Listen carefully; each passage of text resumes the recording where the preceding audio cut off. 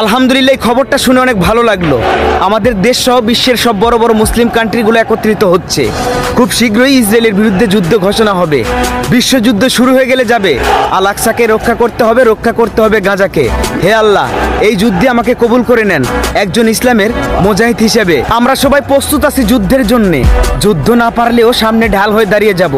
জীবন দিয়ে হলেও ইসলামের পাশে দাঁড়াবো। ইনশাআল্লাহ ইসলামের বিজয় নিশ্চিত। ইসলামের পতাকা এই পুরো বিশ্বের আকাশে উড়িয়েই ছাড়বো। ওদের হাতে কে দিবে মা নতুন জামা কিনে, লাজ সেমাই পাবে কি মা ওরা ঈদের দিনে। নিরপরাধ মানুষগুলো